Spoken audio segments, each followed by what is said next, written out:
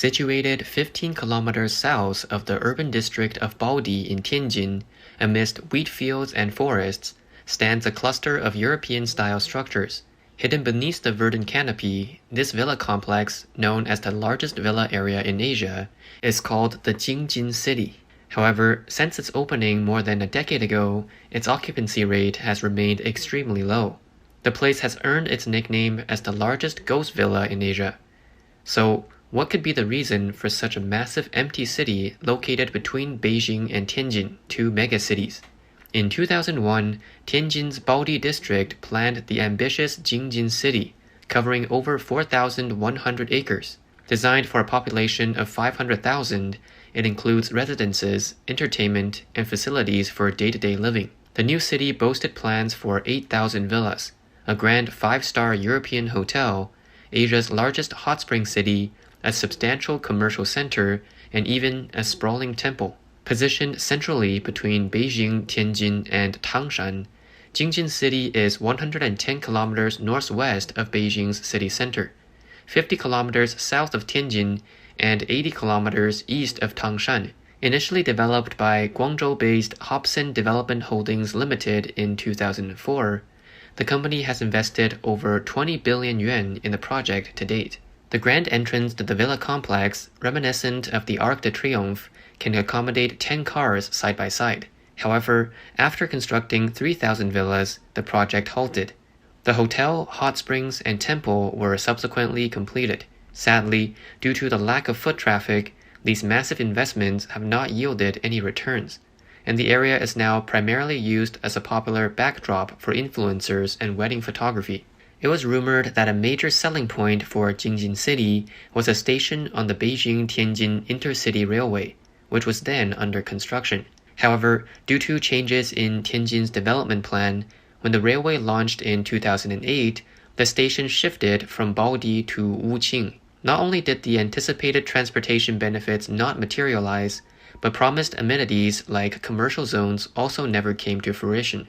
Essentials like markets, schools, and hospitals are several kilometers away in a nearby town, making life inconvenient. Consequently, many homeowners who purchased properties there quickly moved away. Some netizens who visited found the area eerily quiet and deserted, especially after dark. Property prices in this new city have plummeted from millions to hundreds of thousands. Due to the affordable prices, which are almost a quarter of those in Beijing, numerous buyers were still attracted. To them, purchasing a villa for such a price was akin to fulfilling the American middle-class dream. A few years ago, during a hot real estate market, it was rumored that 90% of the villas here were sold, but the occupancy rate was less than 10%. Subsequently, other real estate developers tried their luck in Jingjin City, but failed to boost its popularity. Although the anticipated Beijing-Tianjin Intercity Railway Station didn't materialize, a station on the Beijing-Tangshan Railway, which opened last year, has rekindled some hope for homeowners.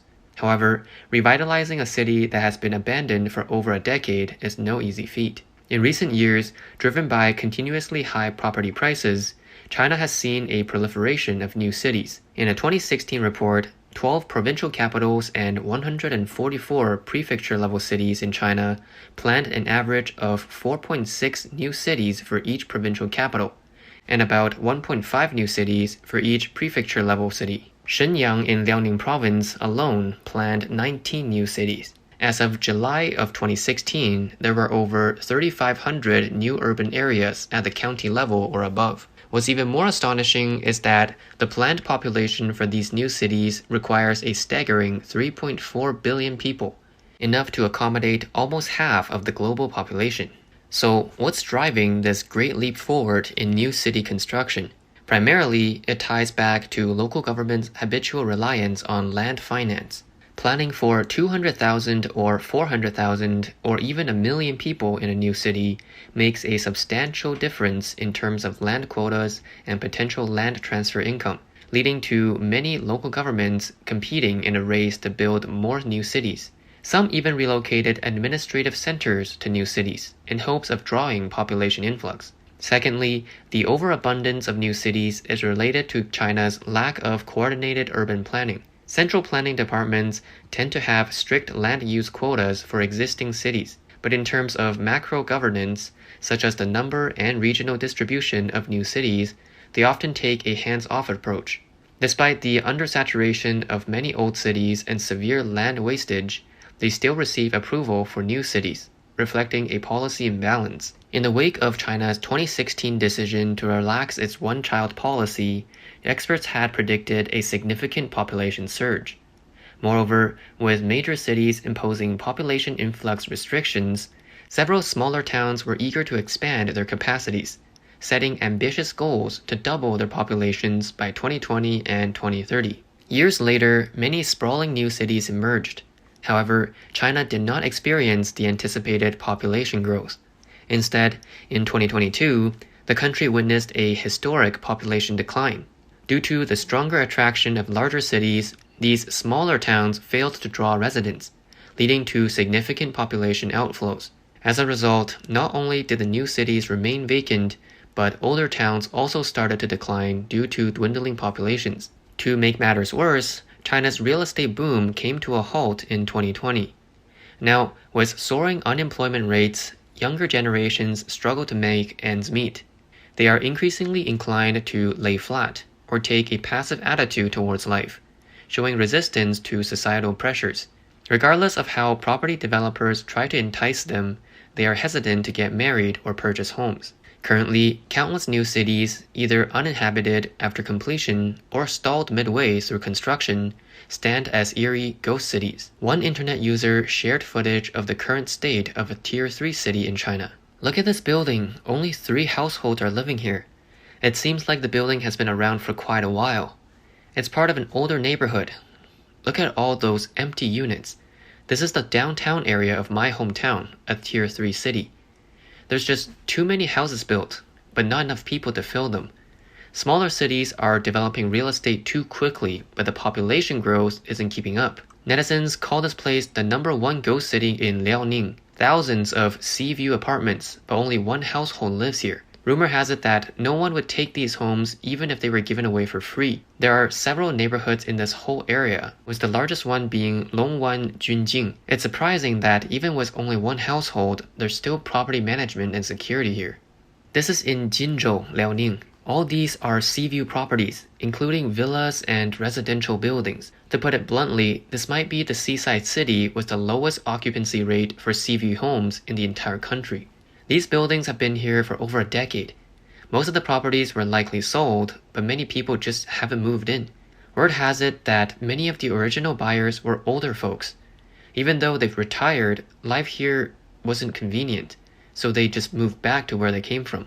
This is the largest ghost town in Panjing, Liaoning, and also its most significant unfinished residential area.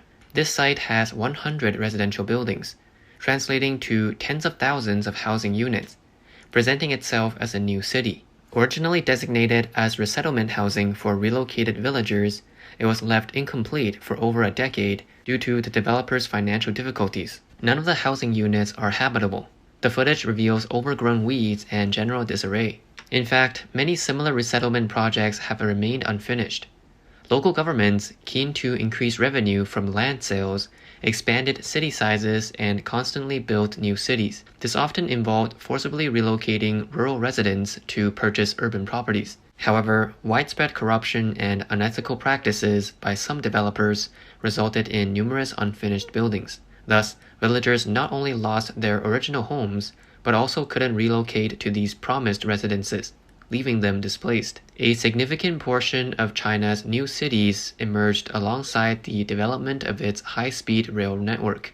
In recent years, many provinces pursued the goal of connecting every city with high-speed rail. Some even aspired to connect every county. Consequently, the construction of high-speed rail stations surged. Establishing new cities around high-speed rail became a common strategy, with slogans becoming popular, such as taking form in 1 year, taking shape in 3 years, and becoming a city in 5 years. Even smaller cities continuously announced plans for these new cities. Some planned areas spanned tens of square kilometers. For instance, the new railway city in Dezhou, Shandong, covers 56 square kilometers.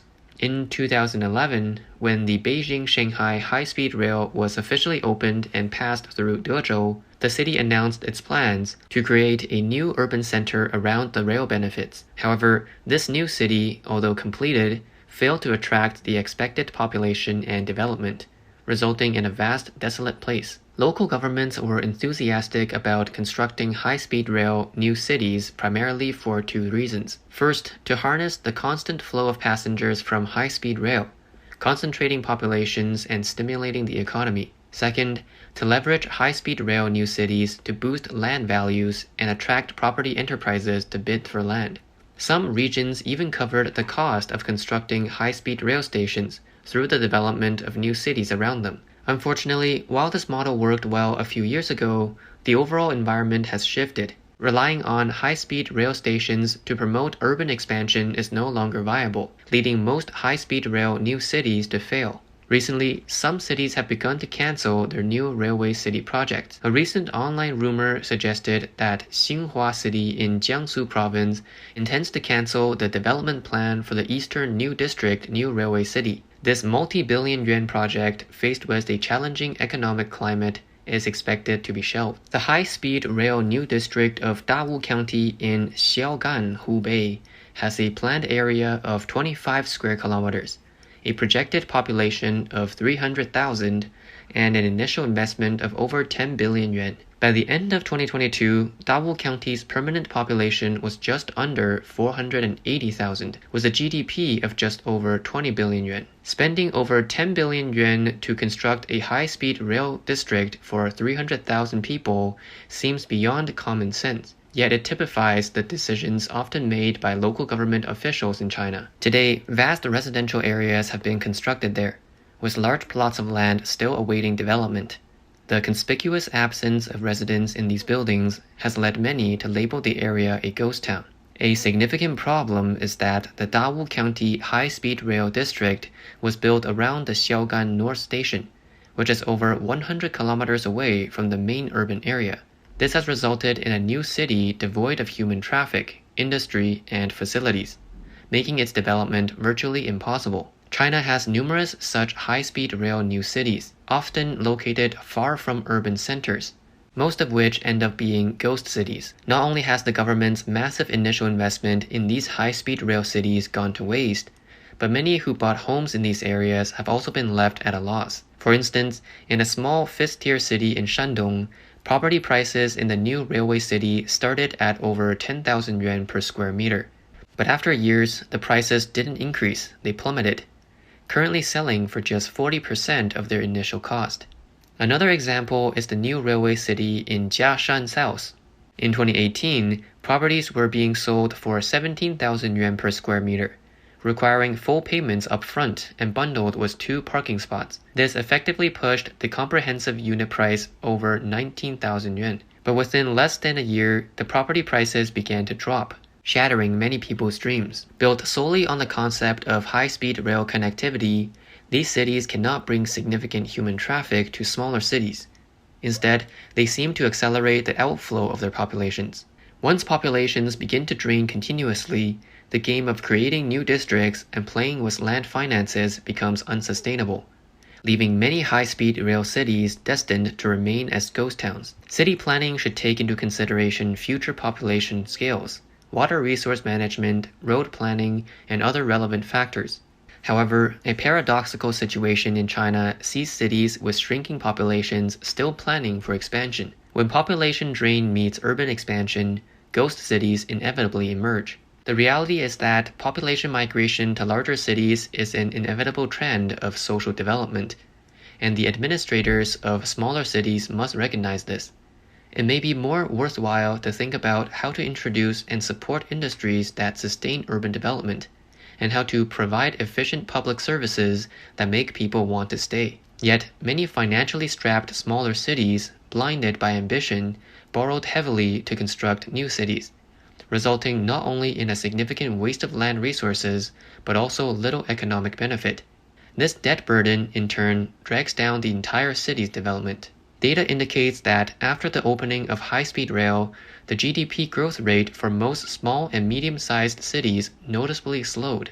For instance, cities like Qianjiang in Hubei, Zaozhuang in Shandong, and Fuling in Chongqing, saw GDP growth rates outperforming the broader market before the introduction of high-speed rail. However, after the rail was built, their growth rates fell below average, coupled with varying degrees of decline in fiscal revenue. The expectation was that post-high-speed rail, the population, economy, and finances along the rail lines would be more evenly distributed.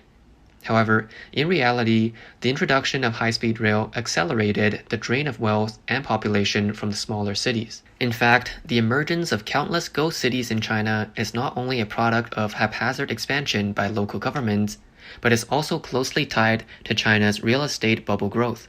As housing prices continually surged, an explosion in construction followed. However, housing purchasing power remained constant. With a surplus of housing entering the market, supply began to outweigh demand, resulting in many uninhabited or even unsold properties. Up until the late 2010s, China's real estate industry was in a phase of rapid growth. However, in 2020, the Chinese government's restrictive policies towards developers' access to credit signaled an end to the real estate boom. Many developers, burdened by massive debts, left numerous projects unfinished. Professor Sun Liping from the Department of Sociology at Tsinghua University in Beijing once remarked that the vast wealth created in China over the decades, mixed with significant debts, has been converted into properties and infrastructure. Now, it might be time to repay these debts, and to do so, enterprises are hesitant to invest, and individuals refrain from spending. When a society's businesses lack investment and its people lack consumption, economic recession follows.